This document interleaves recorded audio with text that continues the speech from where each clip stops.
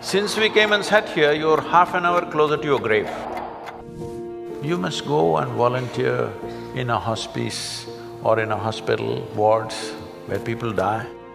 Last moment when it comes, when they die, they're just bewildered.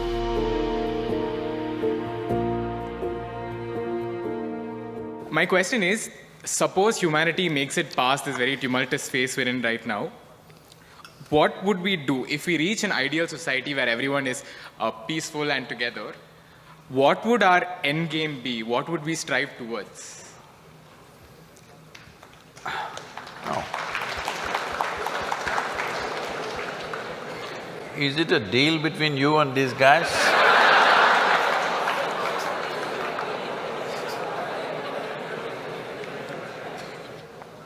See, look at it this way, because you can't really figure what all these people want. Look at yourself. Right now you're thinking you want to become an engineer. Let's say right now I make you an engineer, this moment. Then you're thinking you need a job, I got your job.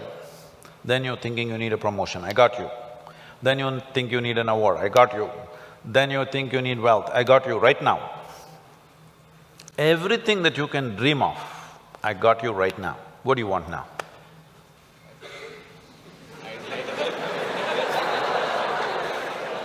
Yeah, I can do that for you. Let's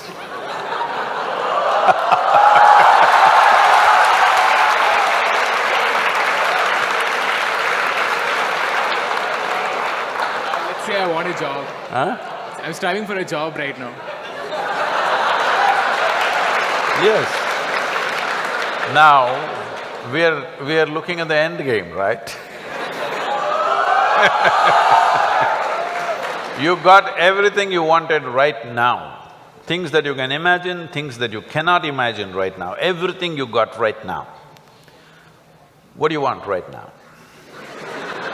I wouldn't know what to do. Just look at it, huh?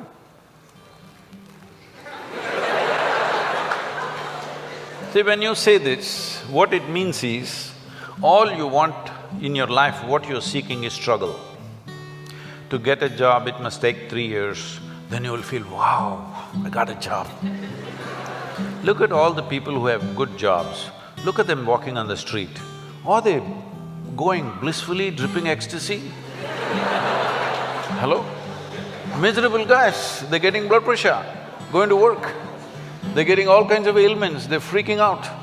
Yes? So what do you want? Is there a girl here?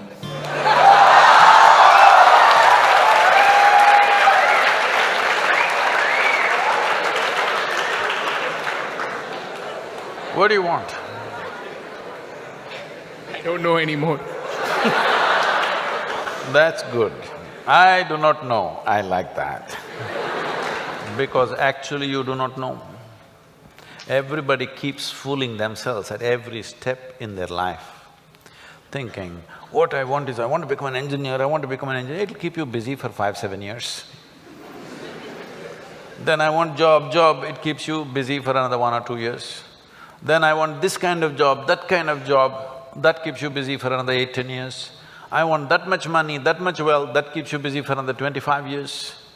I want this kind of girl, that kind of boy, that keeps you busy for a few years. Then children will come, I want my child to become this.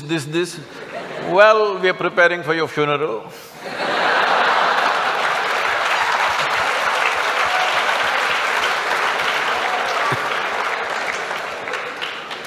You need to understand just this. Right now, you may be giving all kinds of contexts to your life, but essentially, what you call as my life right now is just a certain combination of time and energy. Yes? As you sit here, time is rolling away for all of us. Can you roll it back? You're an engineer. Can you roll it back? Yesterday was not fruitful, so I'll roll it back. Can you? It's rolling away for all of us. As we sit here, what is ticking away here is not the clock. What is ticking away is our life, isn't it? Since we came and sat here, you're half an hour closer to your grave. It doesn't matter how young you are getting there, isn't it? Yes or no? So it's a certain amount of time, and that time nobody can manage because it rolls at the same pace for everybody. You do something, you don't do anything, you sleep, you're awake, you're happy, you're unhappy, do whatever the hell you want, it just keeps rolling mercilessly, isn't it? So there is energy that you call as life. This, you can pitch it at different levels. If you're like this, I'm talking about the classroom expression, you know.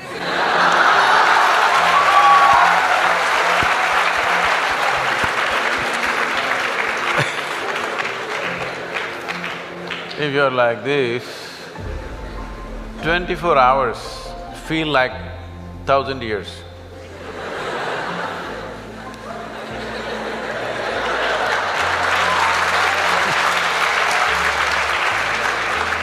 But have you seen on a certain day you're very happy, 24 hours, poof, went off like a moment? Yes or no? So, time is a very relative experience in individual subjective experiences.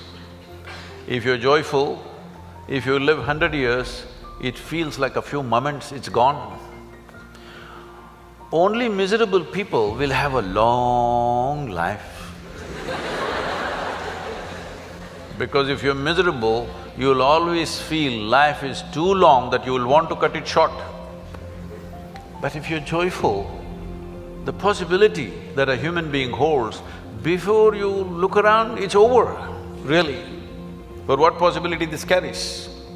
So what you need to manage is your energies, because life is a certain amount of energy, it's not limitless, but it can be enhanced. If you function at one level of energy, what you do in 10 years' time, if you function at a different level of energy, the same thing you can do in 1 year's time. So if both people live for 100 years, in terms of impact and profoundness of experience, one has lived for 1,000 years, another has lived for 100 miserable years. So this is all you can do. You may think right now, engineer, this one, that one, these are all limited contexts you're setting for yourself. Fundamentally as a life, it's just time and energy, isn't it? The question is what you make out of it. Do you want to make something out of it? There's no compulsion you have to make something out of it. When I say making something out of it is not a social phenomena I'm talking. What should you become in the society? That's not what I'm talking. Fundamentally, you have come here in terms of life is you want to experience life. Question is how profoundly. Right now, if people want to experience life, what are they experimenting with? They will experiment… not this, this. Yeah, I know you guys.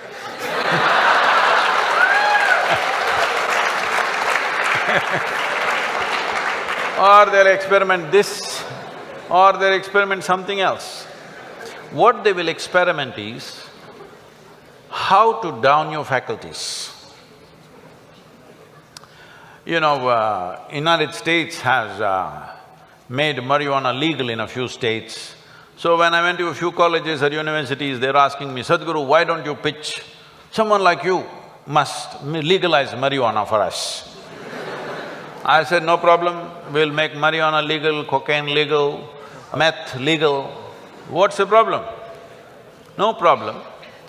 Only thing is, why is it that you want it to be legal? So that you can smoke up and come to the college, right? It's fine. But let's say you want to fly a small airplane, the pilot comes smoked up. You want to fly with him?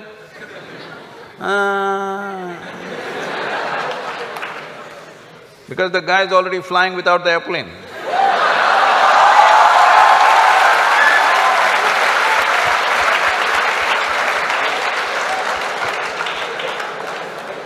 Okay, you're not getting the point. You need a major surgery and the surgeon comes smoked up. You want the surgery?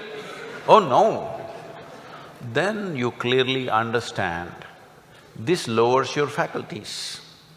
I want all of you to look at this. Do you believe you can enhance life by lowering your faculties? Hello? If you want to enhance this life, you must super enhance your faculties. That's the only and only way you can enhance this life. You cannot lower your faculties and think your life is getting enhanced.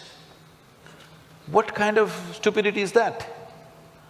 Simply because it makes you a little like this. I can make you feel like this all the time. How's that? No substance, I'm always like this only. Look at my eyes, I'm stoned. Yeah. Never touch a substance but fully stoned all the time. Because I want you to understand this, the greatest chemical factory on the planet is here.